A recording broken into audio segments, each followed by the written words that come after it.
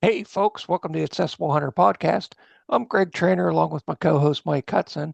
We hope everybody's having a pretty good day. Today, we're talking with Brian Gustafson from Pennsylvania. Brian's just maybe about 2 hours north of me, and he and I've been friends for a long time. And Brian, he's always getting after it. I'm always jealous of his hunting pictures and seeing what he's doing in upstate PA. But first, Mike, what's going on in South Carolina, brother? Man, just living the dream, dude, down here in God's country, man. Just again, it seems like every week me and you get to chat and we're talking about the weather and whatnot. Man, it's bipolar as can be. We got where the weather started getting a little bit warmer. It jumped back up in the 40s. Now we're back in the 20s and super windy and gusty today. But the only thing that's sad is deer season here is already ended. And so now we're getting ready. So I'm looking at pheasants. We got a good pheasant hunt coming up in February, and then after that, it's going to be time for turkey. Man, pheasant hunting's always good, and I know Nevin's Hunting Friends is going to be doing a pheasant hunt Yeah, here later this month. We're going to be talking to those guys and getting ready for spring turkey, and uh, absolutely. just one season kind of always rolls into the next. But Brian, what's going on in PA with you today, man? It's about 18 degrees down here south of Pittsburgh. What's it like up at your end of the woods? About blizzard conditions, snowing like crazy, and little colder than you are down there. Of course, we get the benefits of the lake effect snows and the Canadian airstream coming across Lake Erie. So uh, it gets we're in what's called the snow belt, so it gets pretty interesting. But I still have one tag left. It's called an agriculture tag for Yeah. Mhm. because our area is so heavily crop damaged. Um, and as soon as muzzleloader season goes out, I'm going to go back out and see if I can't fill that one tag for a friend of mine that he doesn't hunt anymore. So, but he likes deer meat. There you go. And for the people that are just listening on, Spotify or Apple or whatever, I feel bad for them because they can't see that background behind you. You've got a wall full of just beautiful mounts and just a beautiful picture behind you. We want to tell you thank you for coming on the podcast today. And for the folks that aren't familiar with you, that maybe don't know your story, could you introduce yourself a little bit? Yeah, as Greg said, I'm Brian Gustafson and live up here in northwestern Pennsylvania. And I was hurt, well, almost 44 years ago in a raccoon hunting accident. Kind of bizarre, but um, I got a raccoon up the top of a hemlock tree and I couldn't see it to shoot it down. So I did a lot of rock climbing back then. Well, in my infinite wisdom, I decided to climb the tree, and it was snowing.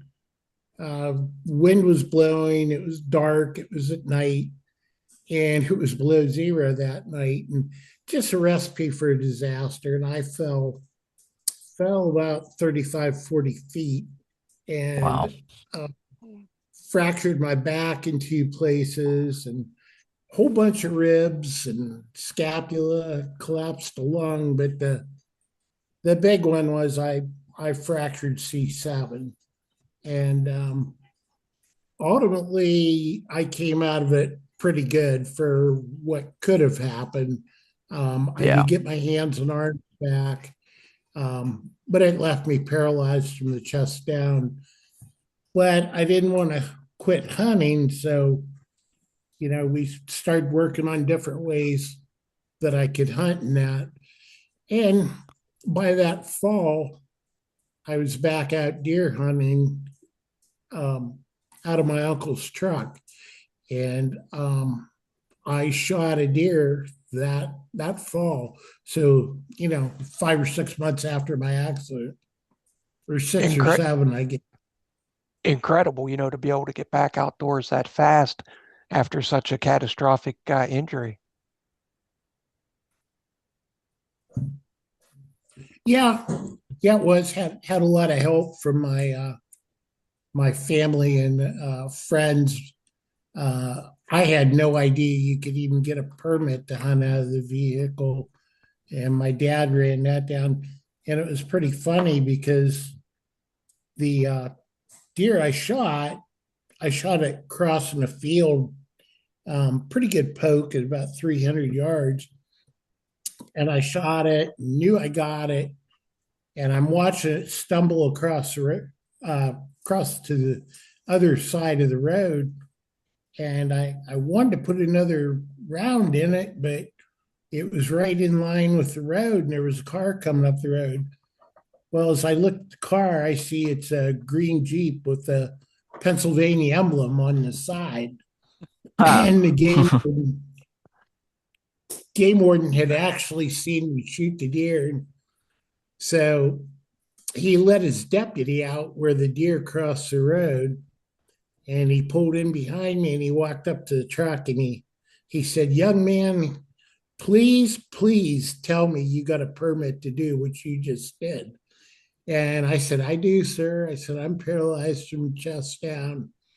And I said, I'll get my permit out. And he goes, "No, no, I believe you. I don't need to see it." He said, "That was a heck of a shot. Let me go get your deer." So, Wow. Wow. not all encounters with game wardens are negative. So he went Right. down, threw it on the tailgate of his Jeep and brought it up. And by that time, my dad got back up to the truck, and we started taking care of the deer. But it was kind of interesting.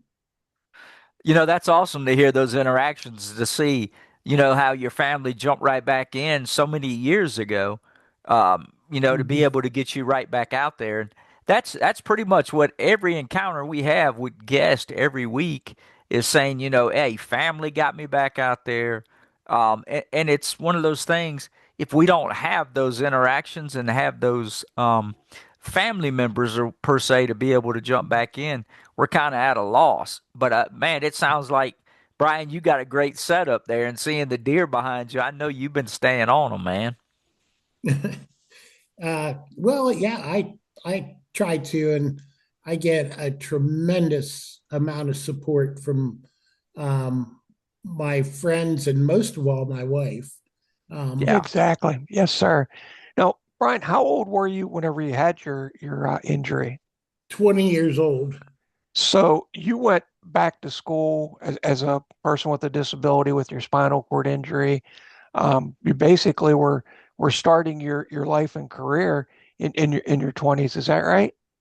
Yeah, that's right. Yeah, I was in the tool and die trade when I had my injury, and I just realized that wasn't too compatible with being in a wheelchair. The chips and that you get on the floor and just running the machine. So I went back to school, and initially I worked with Office Vocational Rehabilitation, and they had kind of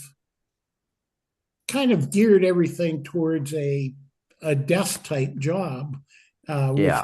was more or less social work or something. And in the interim, my wife and I were married. And as I mentioned, my wife's a physical therapist. And one day I came home from college, um, and I said, "There's no way I want to do social work and I'm not demeaning Right. the occupation. It just wasn't for me." Right.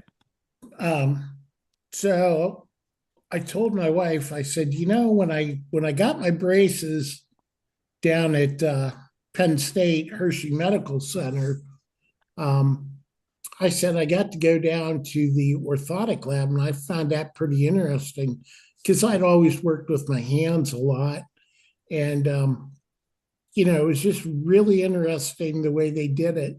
And I said, I think I'd like to explore that. And so that's the direction we headed.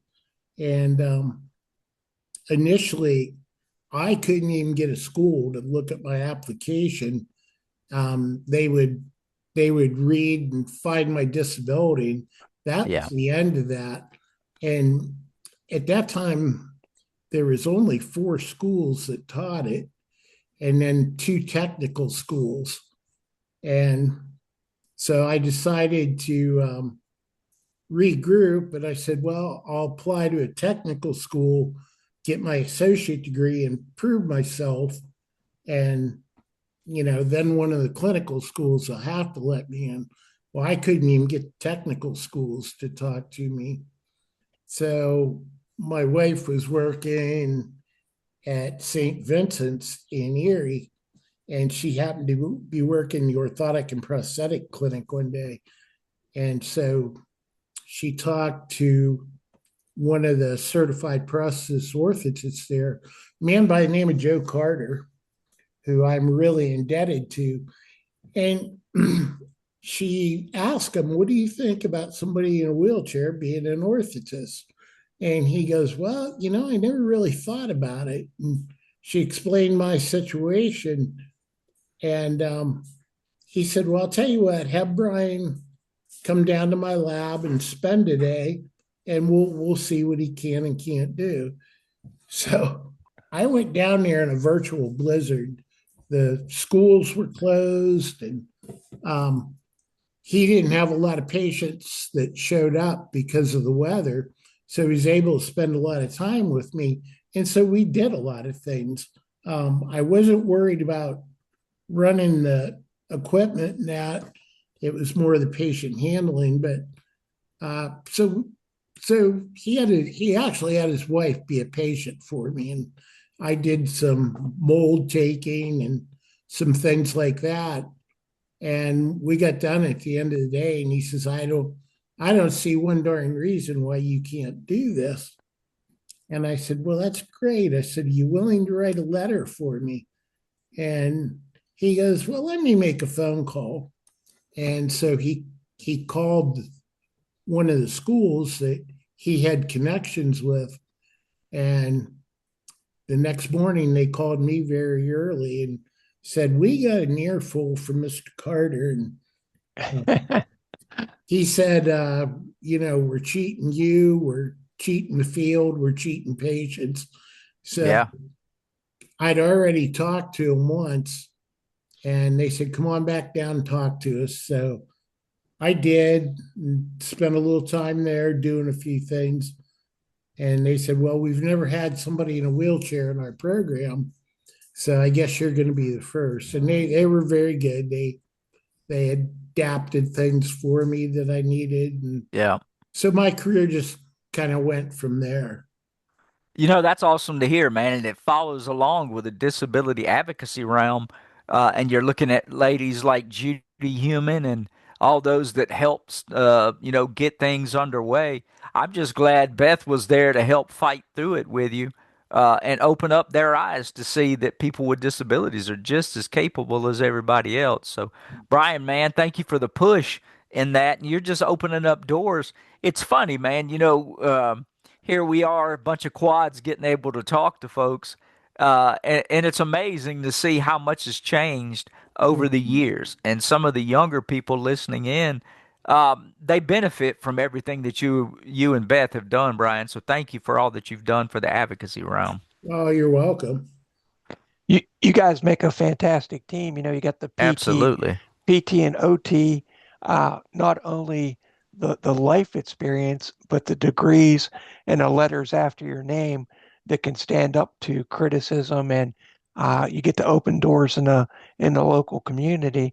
Um, Brian, with all that being said and done, how does your background, and how do you and Beth kind of see uh, people trying to get in the outdoors, and what have you been able to accomplish and help people get back outdoors through your education and your work in the community? Well, we've worked with some people, a gentleman that had a stroke, and he'd lost use of one side, and Right.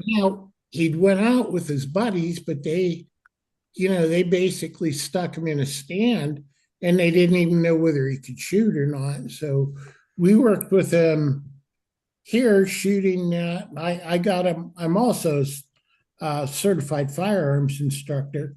So we got him shooting pretty well. And he went out the one year, but then he kind of had a setback and he lost some more of his vision.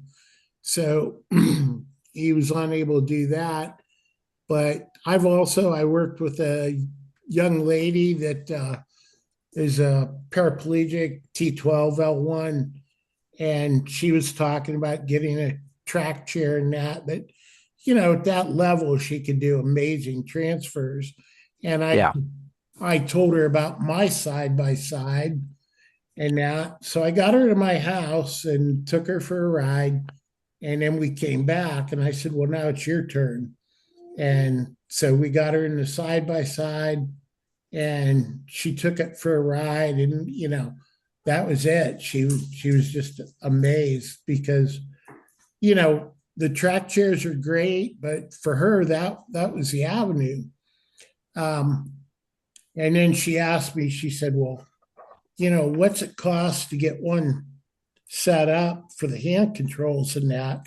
And I said, "I truly don't know because I made my own hand controls. I had that background, so I made my own hand controls." Um, so I told her that, and she said, "Well, my dad has a side by side. Would you be able to make hand controls for it?" And I said, "You betcha." So she brought the side by side out to my house and left it for a day and knocked out a set of hand controls. And she got in that thing, and I had my daughter get in there with her just for safety's sake because Sure. Sure. um and so I said, "You follow me through the woods." Well, she was just one big beaming smile all the way through the woods because the only way she had gotten the woods before was for somebody to carry her or um, somebody to pull her wheelchair through the woods. And so Yes, sir. she hunts with that. So some things like that, Greg. And Brian, when people are kind of researching side by sides, you look at the price of a brand new side by side, it's about the same as a track chair, Yep. but Right. that's something that her dad already had, excuse me, and your side by side has a roof, it has, doors around it, keeps you out of the elements, but just the sense of independence and freedom that you gave back to that young lady, that she was able to get out on her own, follow you through the woods. I mean, that's amazing. And I thank you for making those hand controls for her and giving her back her independence. Oh, you're welcome. And later on, I found out what the cost of somebody converting one, uh, just for a paraplegic. You know, you're talking 700 or so dollars, and I think she said I couldn't do it unless I took money. I think I got like $125 or something because it was just basically some rod that I had to weld plates onto and then bolted onto her gas pedal and brake, and then um, bend it a little to accommodate the dash, and then chase a thread on the end so there was a knob on them. So Yeah. Never underestimate the ability of somebody with a welding unit and the know how to do it, all the technical skills. I know you do a lot of woodworking, and your background is a lot of hands on. So to be able to work with somebody and say, "Give me a day." I mean, you really did a lot in a day. It wasn't, I'm going to have your vehicle for 6 months and charge you, $7,000 to convert this. It was, drop this off and I'll have this fixed for you tomorrow, and we'll check it out. I mean, that's incredible. well, I know it was for her, and yeah, I give a lecture to the bioengineering students at Gannon University, and the professor there calls it practical engineering, and they look at like my deer hoist, my ATV. Uh, I've got a small diesel tractor, and then I build a ramp to get on it instead of some type of lift. And like I said, he calls it practical engineering because quite often, and again, I'm not demeaning engineers. They overthink stuff and make it too complicated. Right. You know. You brought up a bunch of equipment, and Greg and I both use track chairs and all that, but pieces of equipment have to be personalized, and it gets down to, the track chair is not the easiest thing to get on. Sometimes it beats me up more so. It gets me out there, but being able to get on those ATVs and being able to get back out, if you can find that piece of equipment that works the best for you, just like your tractor and being able to get on, it is practical and it opens up so much independence. Brian, about hand dexterity issues, it sounds like you got, a lot of good hand function. Is there any type of equipment that you've used over the years that allow you to pull the trigger a little bit easier, or are you just able to go hands on and let it fly?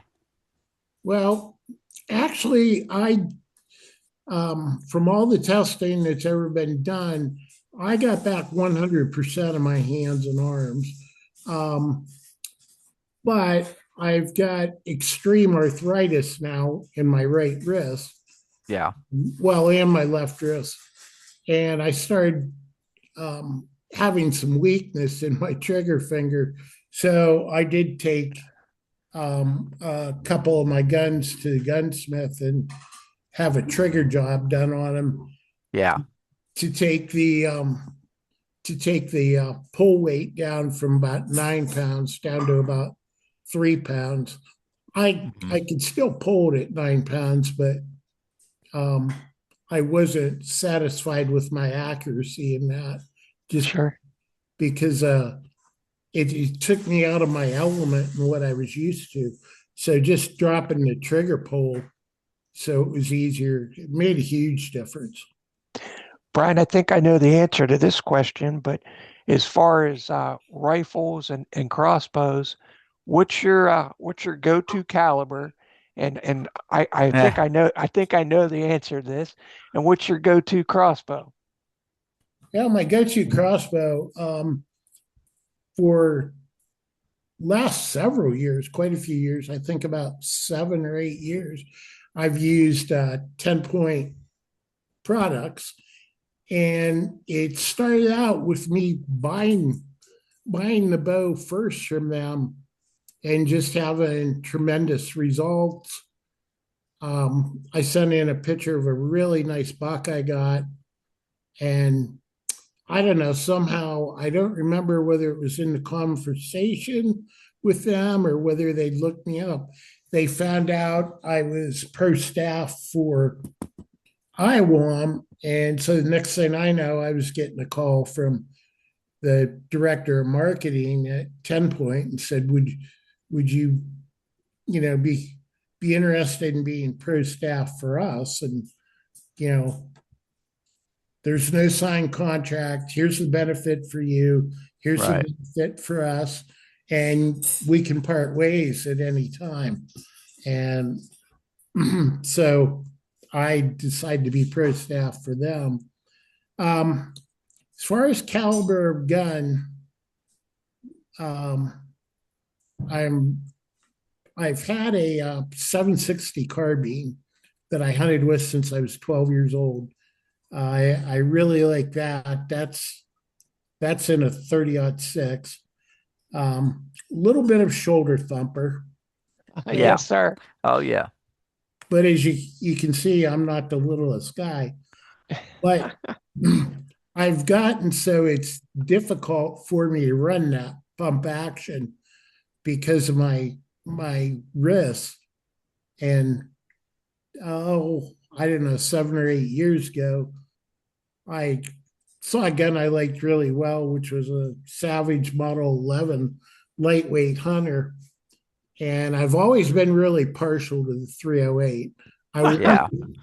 I wanted a 308 when I got my odd six, but we couldn't find one. So I bought that Model 11 lightweight hunter, and I haven't hunted with it as much as my odd six, but I think in 7 years I've taken 17 deer and an elk with it. So it's Wow. been a good gun for me. It's very lightweight. It's Right. under 6 pounds with the scope on it and everything, but it's kind of a shoulder thumper. You Mike, know, it's hard Mike, to go wrong with that, man. 308's my go-to caliber, and I know Greg's over there smiling. You know that I enjoy it. It doesn't beat you to death. You can, you know, like you said, you can take elk, you can take antelope, deer, you name it, bear. I mean, it's a great all-around firearm. But back to 10 point, you know, how do you go wrong not using their products? I like that, and their offset of Wicked Ridge. Those guys really come out with some awesome products. So thank you again for being on the pro staff and giving some more insight on how people with disabilities use their products. Oh, you're Mike, welcome. Mike and I were both laughing because we got three quads on here, and 308s are our go-to Oh yeah, for rifles. And the folks over at 10 Point, they're pretty close by to me, just being over in Ohio. And I've been yep, over to their factory and their showroom, and met with them a couple of times with Barb Terry. And they're a quality organization. And we're always glad to talk with them and hear what they have to say. yeah. But 308 you can't go wrong with. And being an elk hunter, I know that's Mike's big dream hunt. Oh yeah. And you've also taken a bear with it too, haven't you, Brian? No, I actually I took three bear with my aunt six. That was before I purchased the 308. I took three bear with the aunt six and one with the crossbow. So, Wow. but yeah, I'm big on the 308. This sounds kind of off the wall, but it's my true belief that there's nothing you can't hunt in North America with it. Yep. And like, um, you look at the Canadian Arctic law enforcement, and they deal with polar bears. Right. And the gun they decide to use and carry is a 308. So, Hmm. you know, It's all people, about shot placement, man. It's good yeah, stuff. yeah. After I saw what it did to the elk I shot, it just it completely destroyed both lungs and, you know, most of the top of the heart. Now, as you said, that shot placement, making sure it's there. But I was told by a lot of people that's an awful light elk gun, and with a good bullet and a good shot, my elk, it may have went 30 yards. So Great. Great. You Now, can't go wrong with that. Brian, I know over the course of your career, you've worked with a lot of PTs, OTs, engineers, and when you're giving your lectures and you're talking with people, what is it that you wish they knew about the outdoors and getting people back out for recreational therapy and what's some of the things that you try to make sure the medical community hears? um, I try and make sure they understand that there's opportunities there, um, that you can get permits to hunt out of a ATV or a truck. I've shot just a pile of deer just out of my van. And that's a matter of, figuring out where to park and where to place it. But it's getting them to have an understanding to look outside the box and, how's that person going to shoot out of the van? How are they going to get a steady rest? Well, I just had a sandbag made, a bigger sandbag that I throw right over my door sill. And Mhm. that's just a minor thing, a little thing. As far as my ATV, that took some creativeness. I got it Yeah. so that I could drive it, but then I wanted to do my archery hunting out of it. Well, you don't exactly hide it, something that's almost the size of a Volkswagen. Yeah. So um, I drew up a picture of an enclosure, what I wanted it to look like. And I actually took it to a place called Conneautville Canvas. It's run by Amish. And I said, this is what I'd like. I'd like, so I can put screens up on different windows, or I can, zip that window right shut. And I went back and, like you talk about service, like 3 days later, they had this whole thing sewed up. It completely covered the bed of my ATV. So, it's like being in a ground blind. It keeps you in out of the weather. Unless it's really blowing hard in the rain, then I've got wet. And, the reality was when that happened, I shouldn't have been out there. But And how do you stay warm in it side by side? Because, with ground blinds, we're always using the Mr. Heater, the Heater Buddy, that kind of thing. How does it work out in North Western PA with staying warm? well, like I said before, we have brutal weather up here.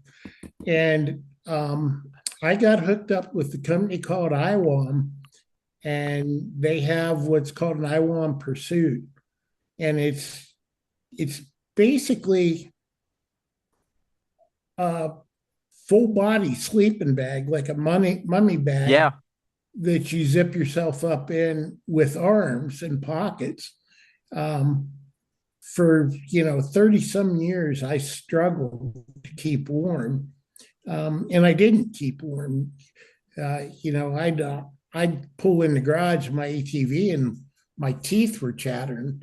Since I have started using the IWAM, never been cold once, and I've been out in temperatures zero. I was out in 11-degree weather with 30-mile-an-hour winds, and I could stay warm. My legs were warm. And I'm lucky I can feel hot and cold on one leg. So I know if my left leg's cold, my right leg is, but I've never gotten cold in that Iowa. Just, it's a fantastic product. And, I, with my level of injury, I do need a little bit of assistance from my wife to get in it. She calls it my big onesie. And nothing wrong with that. Those buddy suits, man, those things look awesome. It's like you said, sitting in a big sleeping bag. Yeah, yeah, and they got pockets that I can keep an extra magazine in. Um, E- extra, extra. Extra extra magazine, dude. You don't need no extra magazine. I've seen the way you shoot. Yeah, it's been a long time since I had to shoot twice. I've been That's for that target-rich environment, Greg. If he comes across a slough, he's gonna let them all flow. Brian, we're laughing because Mike and I never ever get the opportunity to shoot twice. You, Not with a you know, crossbow. no, you got to make sure that first shot's on target and you make sure it counts because we usually don't get too many follow-up shots, but especially Uh-uh. with our well crossbow, even though our wives are pretty good at reloading a crossbow fast. that is a very good point, Greg. And I'm adamant on that point. I always try and make a good shot. Yes, sir. And if I can't make a good shot, I let it go. Yep. Um, Yeah. because, like Yep. you guys, I've got to call somebody. I've got to depend Right. on somebody to come find that animal. And it's not fair to them to have to chase that animal all over Hell's Half Acre to Yes, Right. to sir. find it. Um, You, Now, have I made a mistake in that before? Yeah, I have, but sure. very few. I think probably out of the last 10, 12 deer I've shot with a crossbow, I imagine probably six, maybe eight of them dropped within my sight. Yeah. So, Yep. Brian, you bring up a really good point. And if people are thinking about hunters with disabilities, we're so much more cautious taking that shot because we do have to rely on other people. Hmm. And I know personally, I let a lot of deer walk by that in my youth I would have taken that shot, taken the animal. But Right. now I have to really think, where's the shot placement going to go? How is this going to be retrievable? Is it a good ethical shot? And my wife is my hunting partner. She gets me out and takes pictures, and she doesn't even hunt, but she's the person that has to recover that animal. So I'm always a little bit cautious on, well, I need it a little bit closer, or maybe one more step, and things like that. So you bring up a really good point on that. Um, if somebody's just starting off hunting, Brian, what advice would you give to somebody with a disability that's just starting off? um, my advice to them would be a couple things, and I guess I would call it the four P's. Patience. You don't go out there and sit for 30 minutes and expect to kill a deer. Right. You're gonna have to spend some time. The next P is persistence. If you don't get one today, um, go back out tomorrow. If you don't get one tomorrow, go out the next day. Right. Um, and then the other is perseverance. You can't you can't harvest a deer sitting at home watching TV. Right. And you want to be ready to sit out there and spend a little time. Um, that urge to go home and get a cup of coffee or something, you gotta put that off. Um, you you've got to be able to withstand a little inconvenience Hmm. to harvest your animal. Now, in some situation, that's different. Some people can only sit so long, or things of that nature. That Right. I understand. And the fourth P is preparedness, which we were Mhm. just talking about in shot placement. Now, spend time familiarizing yourself with what you're going to hunt with, whether it be a crossbow or a rifle, and spend some time behind it and make sure you're good with that. As a firearms instructor, I always preach to them, when you throw that gun up, everything should be second nature. Yep, So, muscle memory. Yes, sir. Yep. Muscle memory. And Brian, you bring up a really good point about preparation and spending time at the range. You speak with some people, guys and girls, that only go out and shoot their rifle or their crossbow in a week or two before the season. I know mhm. myself, I'm shooting my crossbow all summer long, knowing where I'm hitting, knowing what that crossbow's doing. And even before the hunt, and especially after the hunt, I always shoot my crossbow off into a target if I don't harvest an animal that night. So even during the course of the season, I'm still shooting my crossbow at least twice every time that I go hunting. Before it and after it. So just be prepared and practice the patience and skills and woodsmanship that'll make you successful. Um, Brian, over the course of many years and harvesting well over 100 deer, what do you think is the biggest piece of adaptive equipment that you could recommend to somebody? um, some type of mobility device to get you in and out of the woods.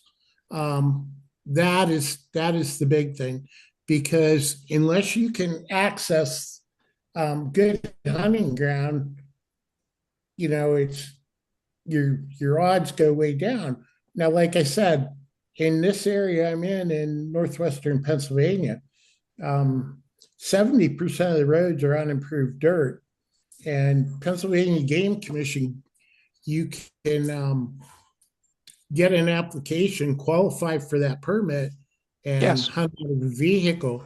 So if you're able to drive a vehicle and you have enough mobility to either get out on the lift of the vehicle, or I just shoot right out the window, then you're good. You can go park along a dirt road, and Right. you want to think that through where you're hunting. Most of all, make sure it's somewhere you have permission to, and the other thing is that the game commission will admonish you on is blocking traffic. Right. And I have the Erie National Wildlife Refuge near me, and I've hunted on it and killed several deer on it. And I tried to work with them and get them. They have parking lots in that, but they have so much space on the dirt roads. Um, I wanted to get spaces where somebody could just pull off in their vehicle and hunt. My van's 4-wheel drive. Not everybody has that advantage. Right. Hmm. Prior to that, I'd shot them out of the car, and I would go there, during the summer or prior to season, and look things over in that. And I also, tried to get them to look at nothing that was going to be detrimental to the habitat, but just clearing some shooting lanes now. And they were at this refuge, they were gung ho on it. But I called them a couple times and they never followed through on it. Uh, Yeah. Man, you, you bring up so many points, man. It's just, know your limitations, know your equipment, know your backdrops, know, what you need. It gets back to personalization, and personal responsibility.